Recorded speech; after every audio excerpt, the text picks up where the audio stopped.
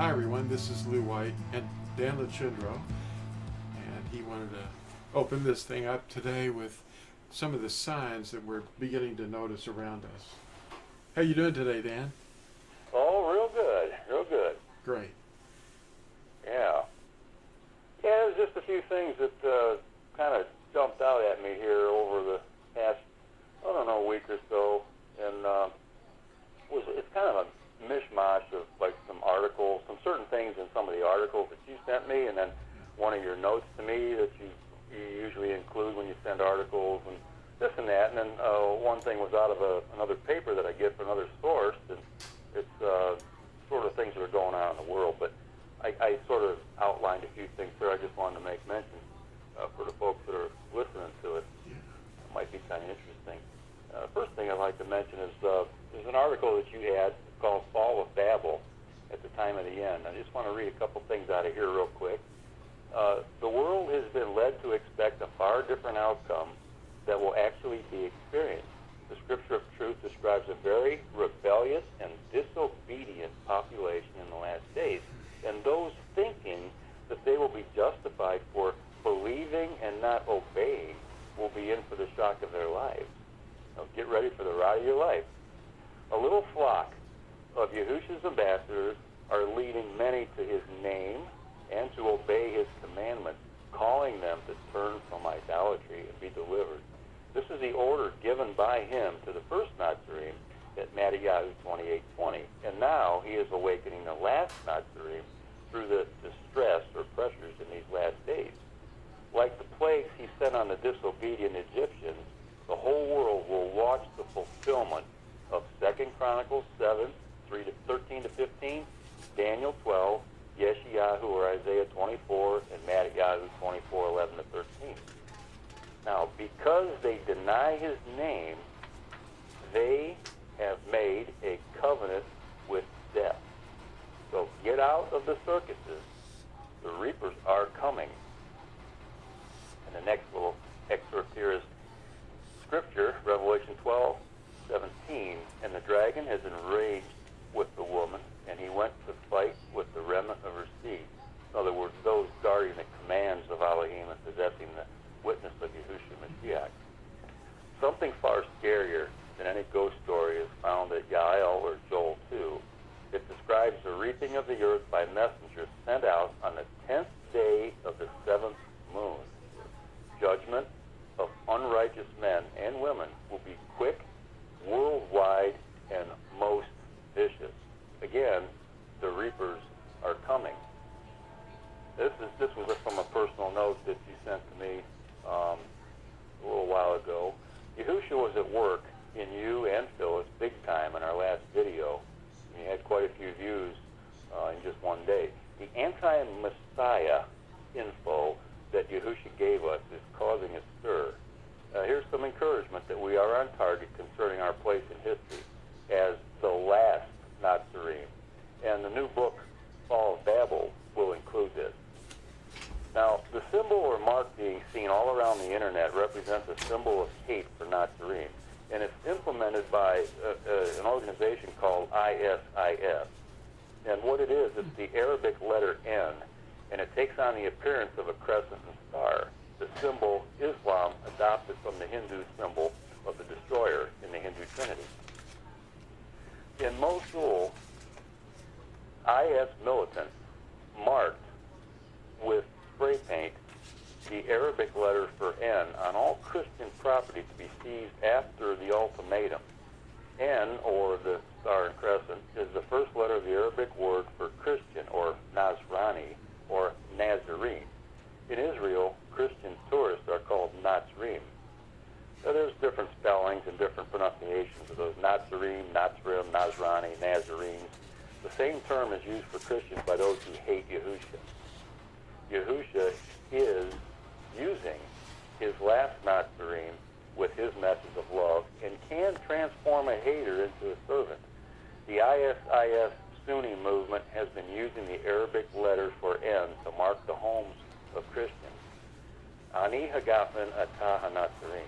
I'm divine, you are the Natsarim. And then from this other article this was what I was waiting to hear, because we haven't been hearing anything about this. One world religion is closer. There's this sheikh, I'm not going to say his name. He's considered to be the most important imam in Sunni Islam, reports this website, technocracy.com. And he, along with Pope Francis, signed a covenant of interfaith brotherhood in front of a global audience of religious leaders from Christianity, Islam, Judaism, and other faiths. They ostensibly called for peace between nations, religions, and races. But it goes further than that. Over and over again, the word God is used to simultaneously identify Allah, they're using that as a proper name for their deity, and the God of Christianity. Worse, the document also boldly declares that the diversity of religions that we see in the world was willed by God, according to the website. We have long known that it's part of the globalist elitist plan to create a one-world religion.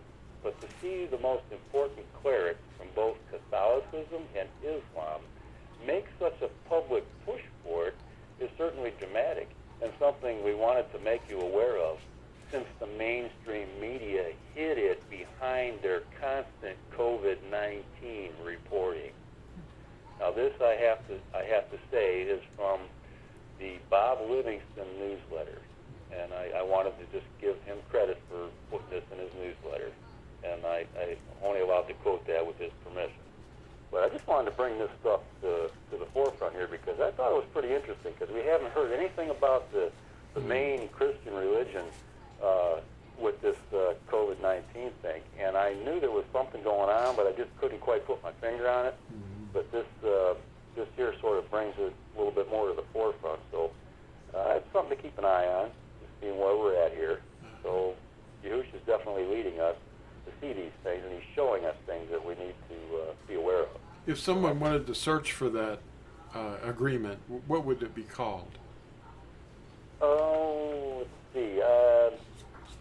You would find it on, it's called technocracy.com, I think is the website. You could find it in the Bob Livingston newsletter, www.boblivingstonletter.com. Great. So maybe that, it could be a source if somebody wanted to see that in writing somewhere. Yeah. Well, there you go. Yeah, that's interesting that they would be hiding that embedded in all this morass about the pandemic, I guess you could call it. Pandemic, yeah. Yeah. Well, it's like I've talked before, and you and I have too, about this. It's a distraction. There's something going on behind the scenes, and they're moving to the forefront. But here's the sad thing: is the dragon is not worried about Islam or Catholicism, because in reality they both worship the same deity. They don't worship Yahuwah. So that tells me something right there.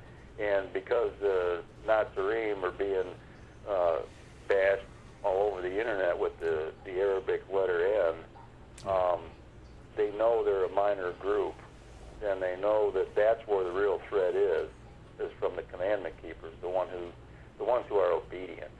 You can believe all you want, even they do, but they're not obedient.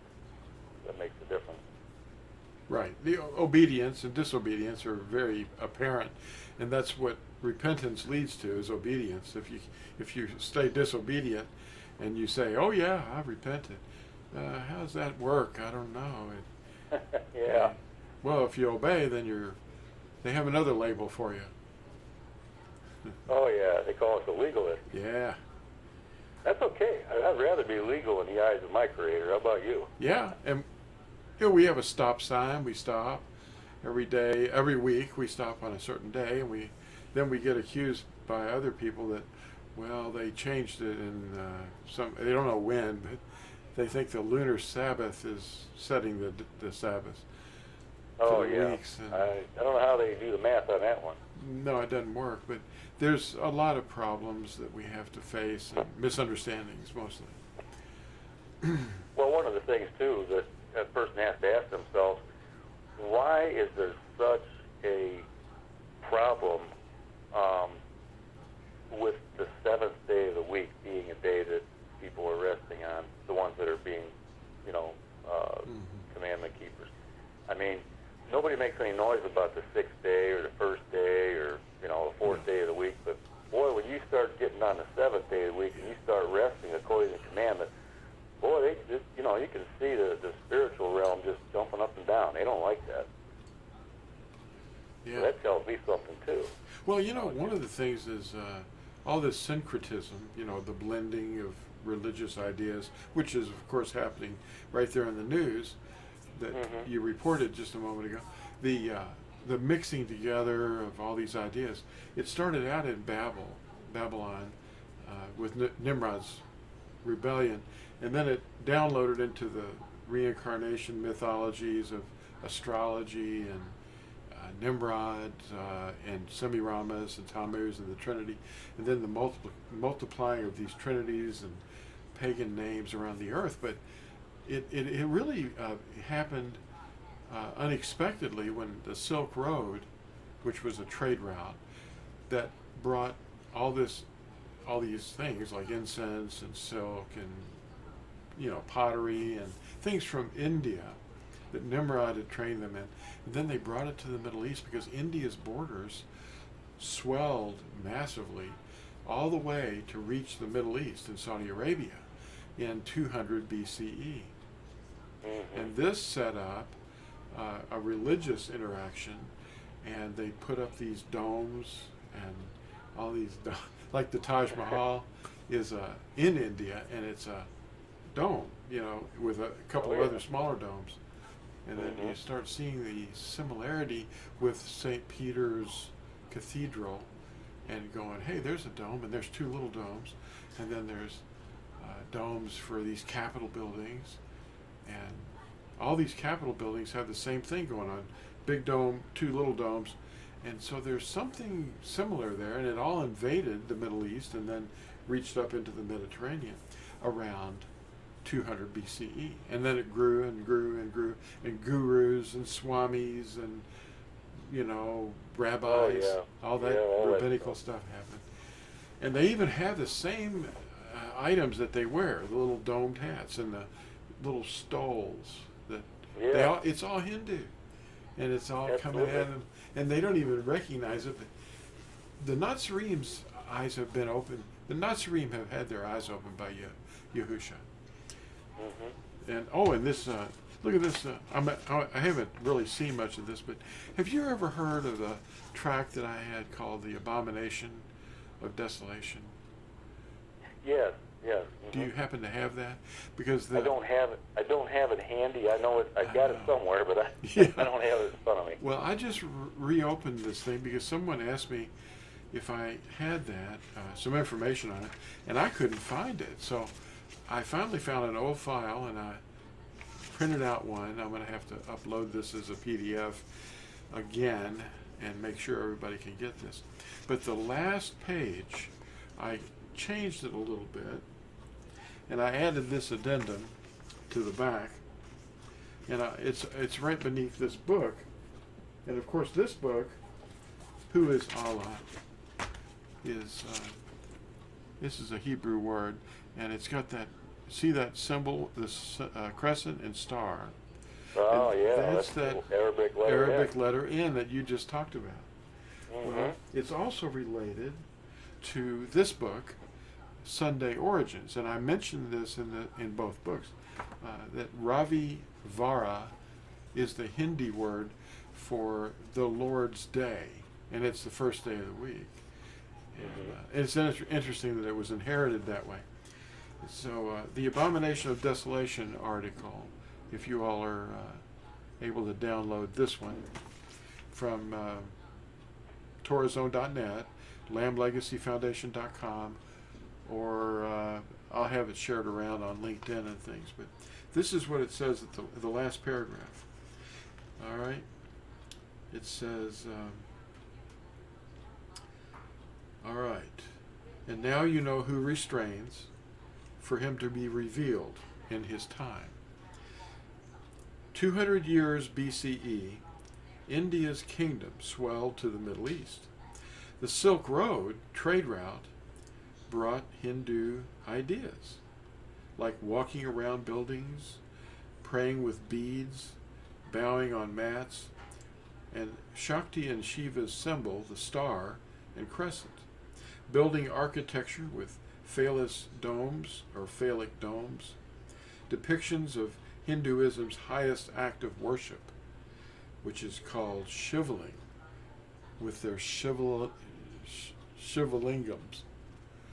They have one of their highest forms of worship is conducted inside of a domed building, and there's all that's in there is a little kind of an altar kind of thing, but it's mostly just a dome rock placed inside of this circular feminine object that drains milk off the rock that they pour on it into this trough.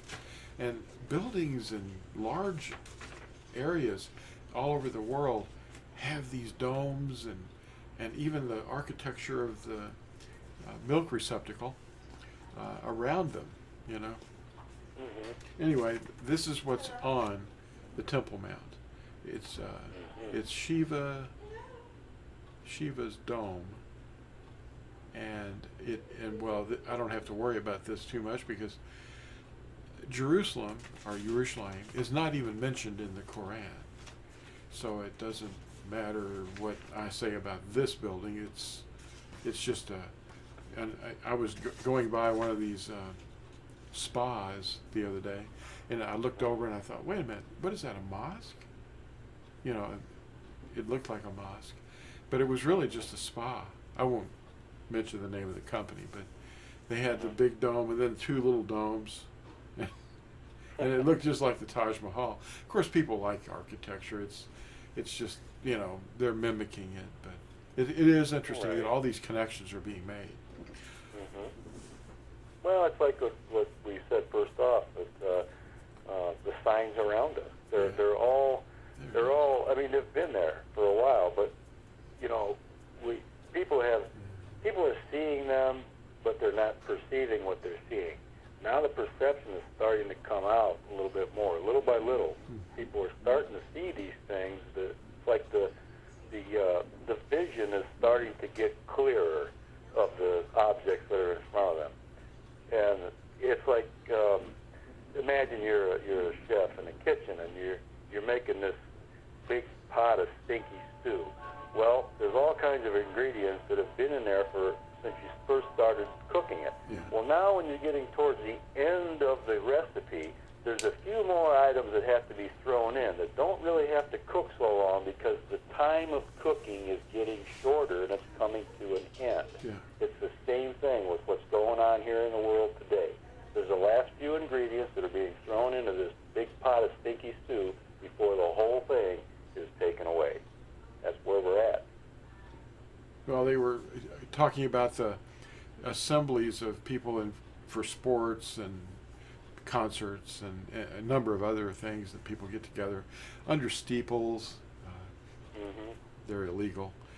Read Leviticus 26 verse 1. That's right. And they have bells, and that's a Hindu item too, you know. But the interesting thing is they're human stews. That's what they called them. As far as a virus, like in the pandemic, they talk about how the people are just becoming a giant stew. And I don't know if they're going to unleash anything worse or if this thing's going to change and become extremely deadly. But there's, you know, I've often talked to other people about this. I don't know if I mentioned it to you, but that you can take one component and put it out there and it affects some people. But then if you add a second one, the bioweapon becomes really, really dangerous unless you have, you know, protection of some kind. I don't know how they would do it, but they know. But yeah, they can have binary and trinary biological weapons. Well, there's a catalyst. Yeah. And they just dose out just a little more of this catalyst each time. This is going to go in phases. Yeah. And, you know, we're at the beginnings of this. Yeah. And it just gets to be a big mess. But, you know,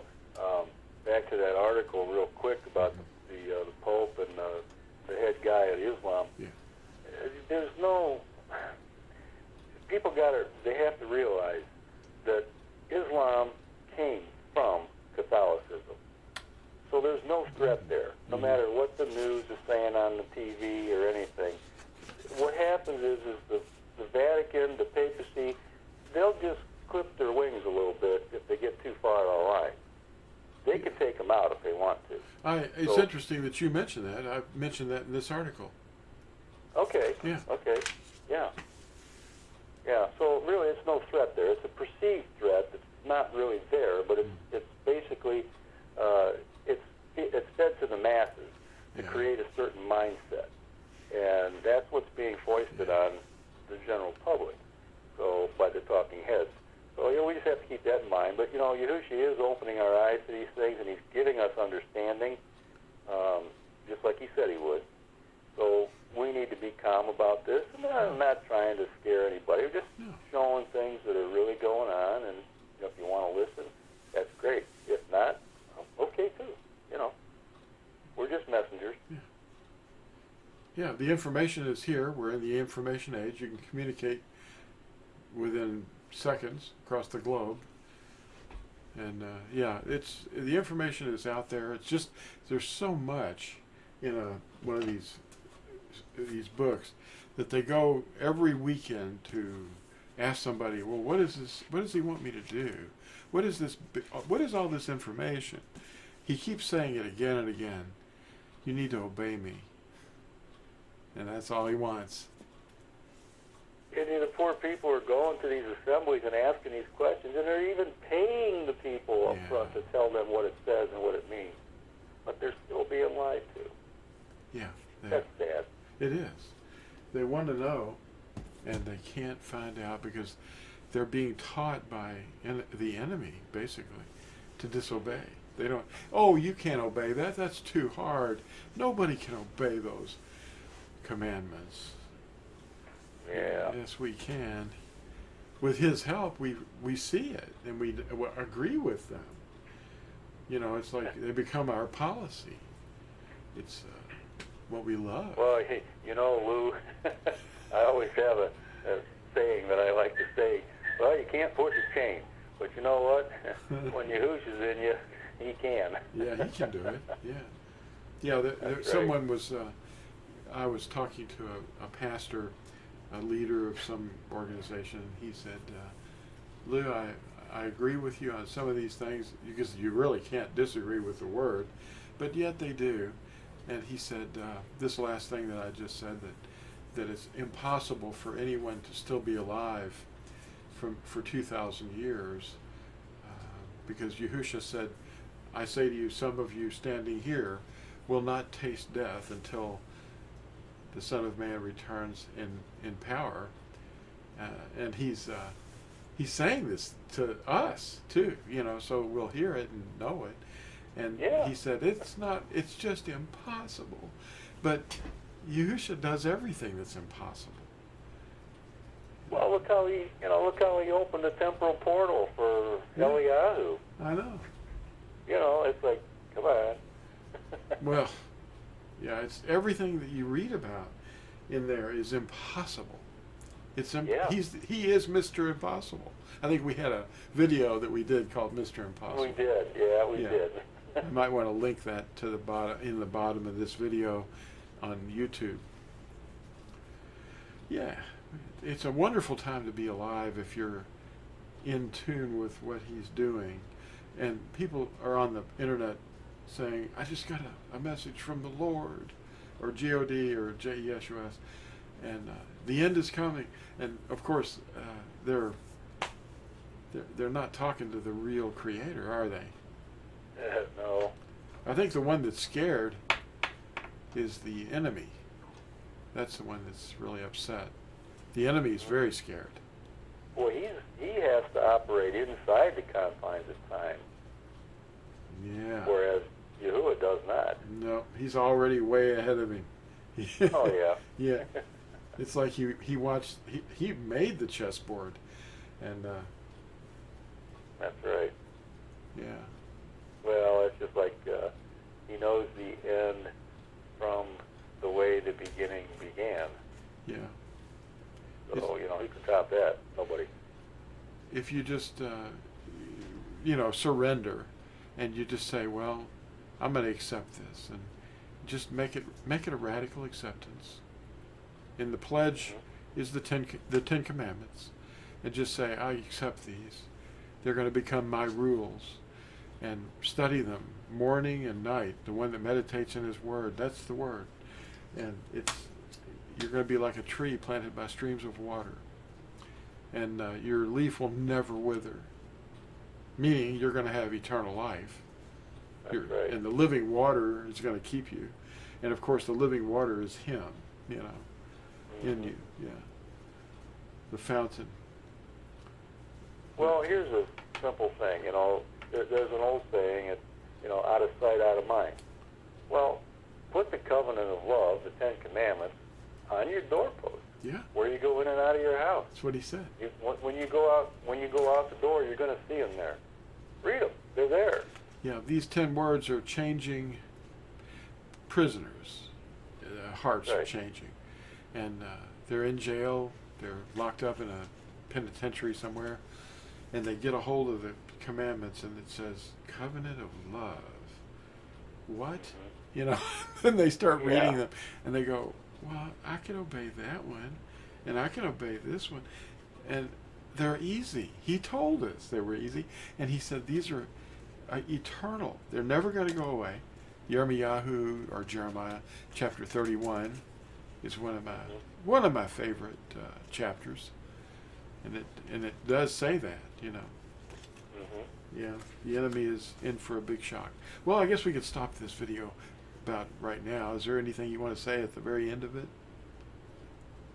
I think that pretty much covers what I wanted to say. I was impressed with bringing that to the forefront today. And Yeah. it just was kind of right there, like, Dan, you need to read this. So, okay. Oh, yeah. Well, let's get that abomination of desolation article out there, too. And thank you all for watching this. And try to watch this video a couple of times. And you'll hear things a second time that you missed. So we'll talk to you all next time, okay? Bye now.